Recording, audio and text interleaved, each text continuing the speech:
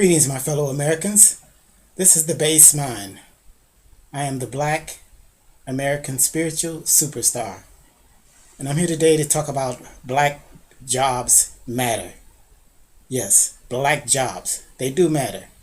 And the question is, where are the black jobs? What has happened to black jobs? What has happened to black economics?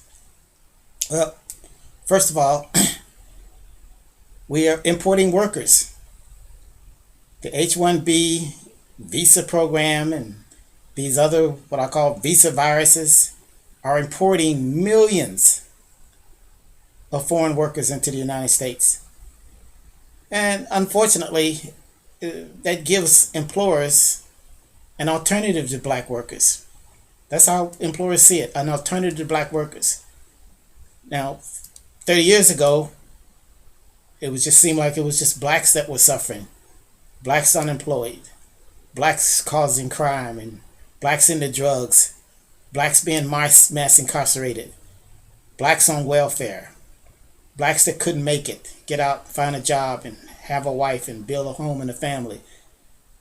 But now, a new generation of Americans in general, we're all being affected by this constant importation of labor. We call it insourcing and outsourcing, because they're bringing them in and they're shipping jobs out sometimes. They bring them in to do the job, they ship the job out. Same issue. No job, no opportunity, no American dream. Why is our government and us as the taxpayers, why are we allowing the corporate world to displace and eliminate American citizens from working? Why? Why are we allowing this to happen?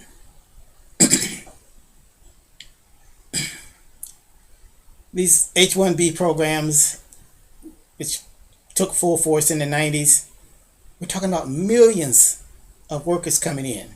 Millions of workers. And the lie that was perpetrated is that Americans needed help. Americans didn't have skills. Americans weren't smart enough. Is that really the issue? No. That's the biggest lie being perpetrated each day. It doesn't matter if you pay them more. Yeah, they're being paid less. It doesn't matter if they're more amenable to the workforce and easy to control. That's also beside the point. The fact is, Americans need jobs and opportunities, and Americans are being displaced. It's a part of this globalism.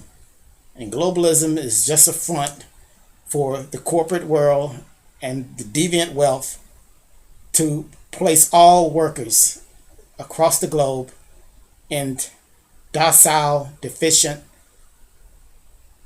helpless status.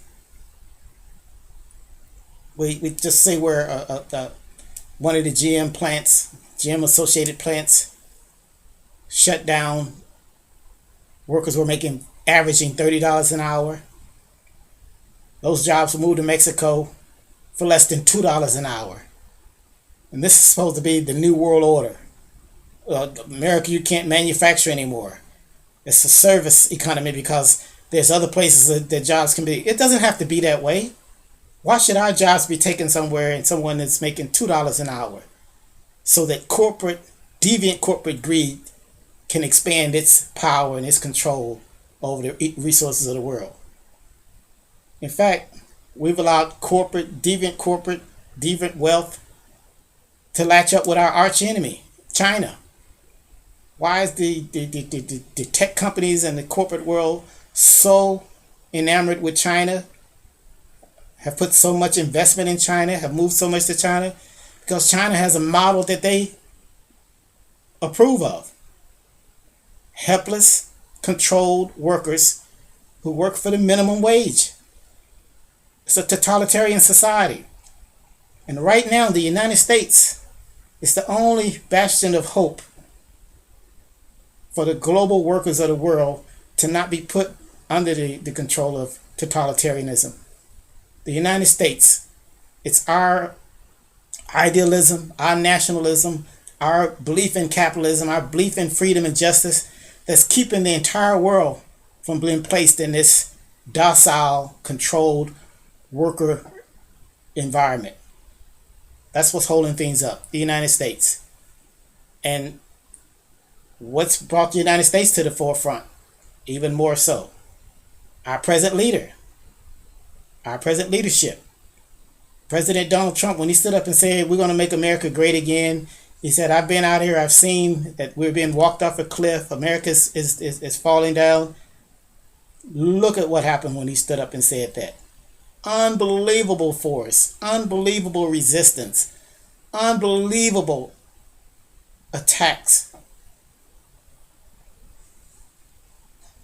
So here we are today. What can we do? What should we do? How can we do it? We need to stop all visa programs. Stop it, period. Why should blacks, we're saying we want to help blacks, we're saying we want to do something for blacks, yes, we owe them something. Just stop bringing in foreign workers. Stop the programs. President Trump has put executive orders to put a hold on some of these programs, F1, L1, J1, all of these different programs where they're bringing students in and put them to play. He is trying. He's doing everything he can to to hold back, push back, and halt this walk off the cliff.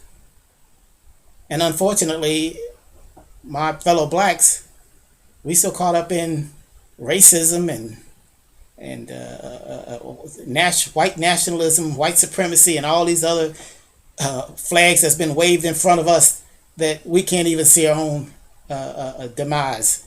The fact that we have leadership that's trying to correct this wrong and make it better.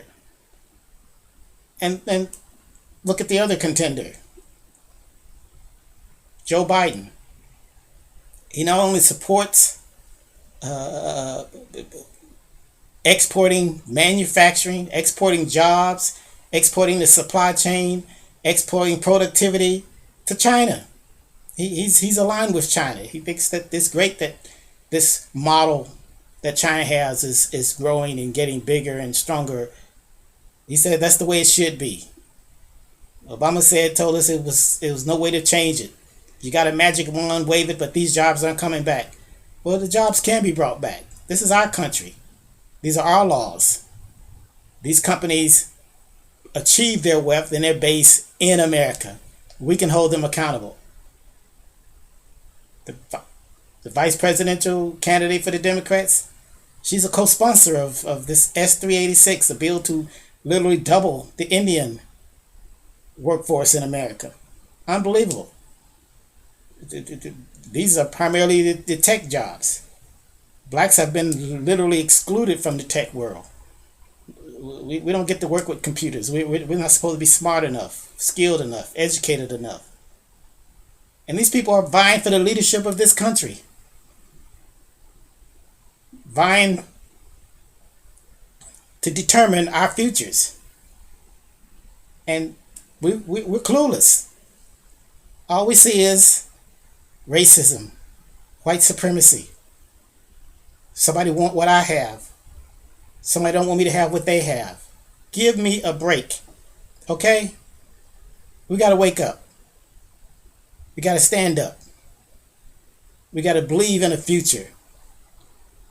The truth is, we lucked up. We have an unbelievable leadership today. We have a superstar president who's willing to negotiate and talk and deal with any program we bring forward, any solution we bring forward. A superstar president. Yes, I'm into sports and athletes. I love the superstar. Among presidents, Trump is a superstar. Look up the history. Put anybody's record next to his. He's the Larry Bird, Magic Johnson of presidents. Peyton Manning, Jerry Rice of presidents. Pete Rose, Barry Bonds of presidents. Yes, he's not perfect. He has faults, but he's a winner. He wants to win for America. He wants America to win. Look at the superstar. They have a certain confidence. They have a certain swagger. They have a certain belief. And and they pay the cost to be boss. They develop their skills, they develop their abilities, they uplift their teammates in the company to compete, to do better, to make it happen. That's what the superstar is. And that's what we have at our president today. Check it out. Really look at it. Look at what he's had to overcome, the adversity he's had to endure, simply to push a program that stops the demise of the American worker, stop this economic exploitation of American citizens. Let's look forward to putting some programs and solutions on the table. Let's look forward to getting back the jobs so that this young generation can get out and have the kind of lives that their parents and grandparents had. When blacks left the South and spread out in the country in the 40s and 50s and 60s, it was a tremendous uplifting time for black economic development. We need to get back to upliftment. We can close the gap if we choose the right leadership and we believe in ourselves. We have spiritual leadership. We believe in equality, justice, fairness. Let's stand up.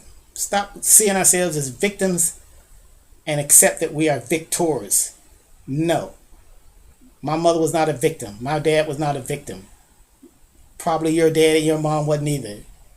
For us to be where we are today and to have the mind and the mentality that we have overcome unbelievably. We are victors, not victims. Let's lead rather than follow. Let's believe rather than doubt. Let's help make America great. Let's help make America great again. Thank you so very much. Please check out my website, The Baseline. Read the articles. Look at the videos. This is a state of mind, a perspective, a perception that I'm pushing. And I'm saying we can have it better. We can have a great America. The world needs America to be great. The world needs America to succeed. Because the alternative is very bleak for the world in general. Trump told us, he said, we got problems that only I can solve. Now, I believe there are problems that the world has that only a strong America can solve. Let's make that a reality. Thank you so very much again. My website is thebasemind.com. Check it out. God bless you. God bless America. And God bless the believers.